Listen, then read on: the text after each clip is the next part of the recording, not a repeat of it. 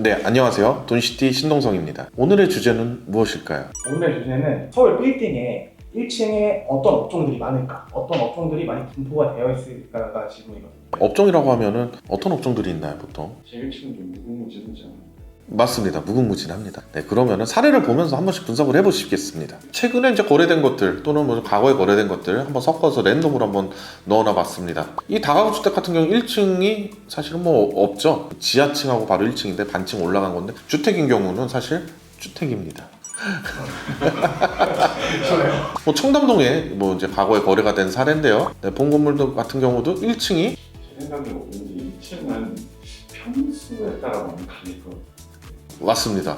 1층 같은 경우도 평수에 따라 갈리는데요. 1층은 주차장을 꼭 확보를 해야 됩니다. 80평 정도 대지 면적 이하의 건물들은 지하 주차장으로 들어가기에는 차로나 주차장 입구를 확보하기가 너무 힘들기 때문에 지상층으로 주차장을 확보합니다. 그렇게 되면 결국 1층의 임대 면적, 1층의 전용 면적 또는 바닥 면적이 점점 줄어들게 되는 형상이 생기는데요. 그래서 1층은 결국 무엇이 포진되어 있냐라는 질문보다는 1층은 그 지역이 어디에 위치했느냐, 뭐 동네 상권에 위치했느냐, 대로변에 위치했느냐, 아니면 이면도로에 위치했느냐, 아니면 주거 밀집 지역에 위치했느냐에 따라서 어떤 업종이 들어갔느냐가 결정될 수 있다라고 볼 수 있습니다. 하지만 지금 뭐 여기서 계속 분석을 해서 또 얘기가 계속 이어지는데요. 뭐 아시다시피 여기 청담동 청담근린공원 인근으로는 과거에는 다 주택지였습니다. 주거 밀집 지역이었습니다. 하지만 프리마호텔도 최근에는 매각을 하면서 여기가 다 지금 개발이 되고 있죠. 네, 여기도 다 프리마호텔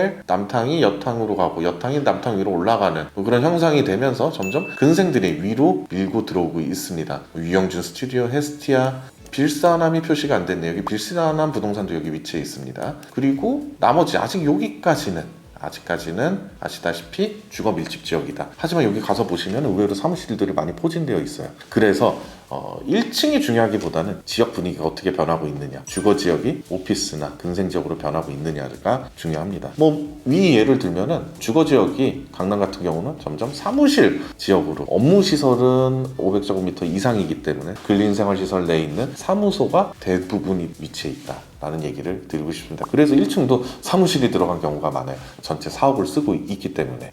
다른 지역 한번 볼까요? 본 건물은 서교동에 있는 건물 중에 하나입니다. 뭐 아시다시피 필지 자체가 이렇게 자루형 토지처럼 생겼습니다. 자루형 토지라면은 이렇게 스푼, 국자, 거꾸로 보면 식칼 여러 가지 모양으로 형성이 돼 있는데 이 앞에 이제 진입만 되면은 맹지가 아니기 때문에 자루형 토지로서 충분히 활용을 할 수 있습니다. 근데 이런 건물 같은 경우 1층은 사실은 활용하기가 쉽지만은 않습니다. 이유는 진입 자체가 쉽지가 않은데 그래도 근생이 잘 들어가 있어요. 이런 경우는 사실 대부분 주거 지역이라면 주택밖에 못 들어가는 경우고, 그 외 지역에 특히 이런 상권이 어느 정도 형성된 지역이라면 근린생활시설은 충분히 들어갈 수 있는 지역 중에 하나라고 얘기 드릴 수 있죠. 네, 지금 같은 경우는 이거는 뭐 좀 거래가 되는 건물인데 염창동 지역에 하나 있는 매물 한번 보도록 하겠습니다. 아시다시피 주거 지역과 밀집돼 있고 딱 보면 수익형 건물이네요. 네, 학원이 들어가 있고 1층에 마트가 들어가 있습니다. 네, 이런 경우에 어떤 업종이 들어가느냐라고 질문하면 당연히 주변의 지역 분위기와 맞는 업종이 들어가 있다고 보실 수 있습니다. 아파트 초입구에 있기 때문에 마트, 그 외에 편의점, 말씀하신 핸드폰 판매점, 모든 근생시설이 다 들어갈 수 있는 그런 위치에 있죠. 그렇기 때문에 여러분들은 1층은 사실은 건물을 매입하실 때 고민할 필요가 없습니다. 모든 업종이든 원하는 업종을 다 넣을 수가 있고, 원하는 업종을 못 넣을 경우에는 주변 분위기 보면은 분명히 원하는 업종을 넣으실 수가 있습니다. 그래서 1층을 임차 놓으실 땐 걱정하실 필요가 전혀 없다라는 얘기를 드리면서 저는 얘기를 마무리하고 싶습니다. 괜찮을까요? 사례 한 두 개만 더 보여주세요. 아직도 1층에 대해서 궁금하시다 그럼 더 보여드리겠습니다. 왜냐면 1층이 그 건물의 어떤 느낌을 이렇게 좌지우지하는 경우가 많잖아요. 네네. 그러면은 뭔가 멋들어진 카페나 세련된 뭔가 파스타집 이렇게 들어오는 게 건물주 입장에서 좋은 건가요? 당연히 좋죠. 누구나 원하는 거죠. 유명 프랜차이즈 업종, 누구나 아는 셰프가 운영하는 레스토랑, 아니면은 안정적인 영업 잘하는 뭔가 큰 대기업에서 운영하는 뭔가의 임차인이 들어온다면 너무나 좋죠. 사실은 근데 그게 원하는 대로 이루어지지 않아요. 저희가 처음에 일관을 매입했을 당시에 1층을 임차 놓기 위해서 약 6개월에서 1년 정도 비워놨습니다. 하지만 원하는 업종을 넣기 위해서 많은 임차인이 들어왔음에도 불구하고 저희는 기다렸습니다. 하지만 어떻게 됐을까요? 네, 결국 카페를 넣었죠. 원하는 커피를 넣고 그 커피숍에서 약 2년에서 3년 정도, 뭐 아시는 분은 아시겠지만 옛날 아리스타 커피라고 커피 프랜차이즈 중에 하나가 입점을 해서 성공했었던, 저희 입장에서 임대사업에서 성공을 했었던 과거 사례가 있습니다.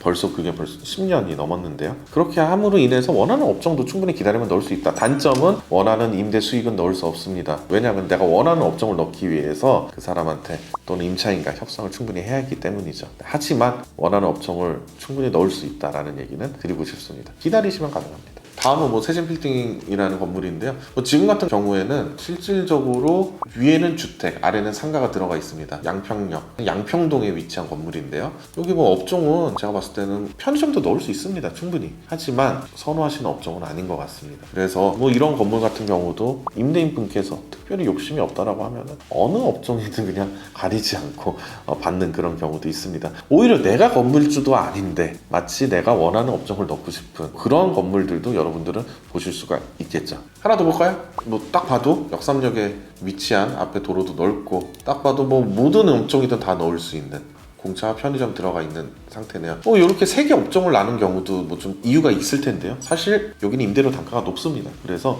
웬만한 임대료를 주지 않는 이상은 1층을 전체 다 쓰기 어렵죠. 그래서 3개 점포로 나눠서 임차를 준 모습을 볼 수가 있는데요. 이런 근생 같은 경우는 협상 안 해도 아주 좋은 위치인 건물은 충분히 임차가 들어올 수 있다라는 얘기를 드리고 싶습니다. 그래서 뭐 결론을 얘기 드리자면은 1층 같은 경우는 임차료는 전혀 걱정이 없다. 어떤 업종이든 의뢰가 들어올 수 있습니다. 하지만 그 주변 지역 분위기와 그 외에 실제로 수요가 어떤 수요들이 있는지에 따라서 임차 업종이 결정될 수 있다라는 얘기를 드리면서 오늘 영상은 여기까지 하도록 하겠습니다. 돈시티 신동성이었습니다.